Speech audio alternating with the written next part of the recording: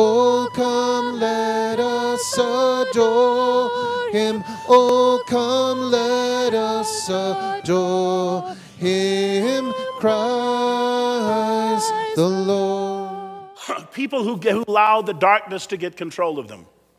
And that doesn't necessarily mean they have to be evil or a murderer. Here about 4 or 5 years ago, I did a funeral for a lady here.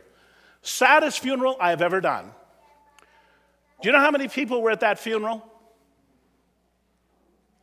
Me and the undertaker, and that was it. No family, no friends, because she'd driven them all away.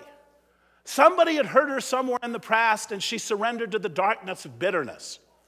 And I've said to you before, and I'll say it again, bitterness is the most incredibly stupid thing we can do. To be bitter about something, to not let go of our hurts, is like saying to somebody, I hate you so much that I'm going to drink poison so that you die. It's really dumb. Most darkness is dumb. But this lady lived in the dark. She drove everybody away. And so when we had her mass here, the only two people who were there was our jobs to be there, the priest and the undertaker. Don't let that happen in your life, because the light is always shining. That's the lesson of the Magi, the star seekers. They were not kings. They were priests, actually, of a religion called Zoroastrianism. It was practiced in ancient Persia. And they worshiped a god called Ahura Mazda, who was supposed to be pure light. But they saw in a star something that said, no, there is another one coming into the world that is the true light. They didn't care really who was the king of the Jews. Who cares who's the king of the Jews? Were a conquered people in the backwater of the Roman Empire. And see the sacrifices these men had to make. They had to travel. It wasn't just like hopping on a bus or a plane. They had to travel for almost 1,000 miles through some of the worst deserts and some of the most rugged country on earth. They had to deal with bandits and all that sort of thing. And worse than that, they were going into enemy territory. Parthia, ancient Persia, and Rome had been at war for nearly 100 years. To give you an idea what they were facing, it would be sort of like, one of us, walking into an Al-Qaeda camp carrying a big sign that says, Osama bin Laden sucks green boogers.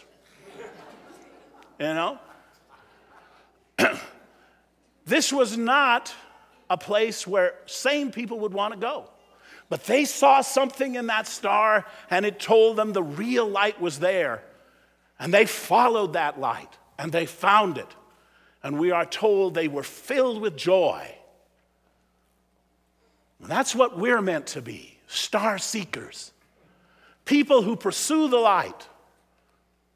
I'll give you an example from more recent times. About 130 years ago, there lived a man in Dublin whose name was Matt Talbot. I think I may have shared this story with you before. Matt was not a rich man. In most of his working life, he was what was called a hod carrier. Do you know what a hod carrier is? Those of you that don't, a hod is the thing you carry on your shoulder with bricks in it. So you carry up the bricks for the bricklayers. It's a hard, tough job. Now, when Matt was 12, he fell into a family tradition. His father was a drunk, his older brothers were drunks, his uncles were drunks, and his grandfathers were drunks. And he started drinking. Within a time, he was put out of school because he was missing classes. A lot of times, he'd get a job and then he'd get fired because he'd show up drunk or hungover and couldn't do anything. So then he went to waiting for his friends. When they'd come out, with their paychecks, he'd try to mooch a drink off of them, because the drink became the center of his life. And he was really living in the dark with that. Well, then finally, his friends would have nothing more to do with him, because they thought, all you do is mooch off of us, don't give us anything back. So he went to stealing things to get drink. He would later say the worst thing he did in his life was there was a blind man who had a violin that he played on the street corner to try and earn a few dollars to live on. And one day Matt stole his violin and hawked it so that he could go buy something to drink. Well, finally he realized he had to do something. He could see that his life was spinning out of control. So he went to St. Mary's Church in Dublin, Ireland. He came in, he sat way at the back because he was so ashamed of himself. When it was time for communion, he got up and he said he started down the aisle, and he said it felt as though somebody had suddenly put out his hand and just hit him in the chest and said, "Stop, not you, get out." He said he was so stunned, he backed out of the church, through the doors, out to the steps. When he got to the steps of the church, he fell down on his knees. He held out his hands in the form of a cross, and he just began to cry at the top of his lungs, "Jesus, mercy! Mary, help! Jesus, mercy! Mary, help!" And he just kept saying that over and over and over again. And then he said he felt a warmth like he'd never felt, a warmth like no bottle of whiskey could ever provide, that just flooded him from head to toe.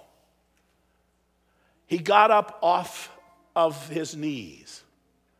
The next Mass was beginning. He walked back in the church and sat in the front row. When the time for communion came, he came up and received. And for the rest of his life, he never took another drink, never had a desire to take a drink. Matt continued on as a laborer. He used his little wages that he got to help other people.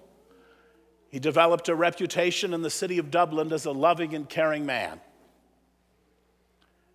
And a few years ago, in one of his last acts of his pontificate, John Paul II canonized Matt Talbot a saint because he was a star seeker, because he sought the light, and the light filled him and changed him. And it should be that way with each of us, that rather than ignoring the dark or ignoring the light like the Pharisees, rather than being afraid of the dark like King Herod, we need to be like St. Matthew Talbot. We need to be like the Magi, star seekers, so that the light will shine in each and every one of us.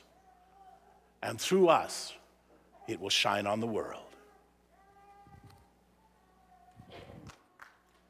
And now, my fellow star seekers, let us stand and profess what we believe. We believe in one God, the Father. Oh, come, let us adore him. Oh, come, let us adore him. Christ.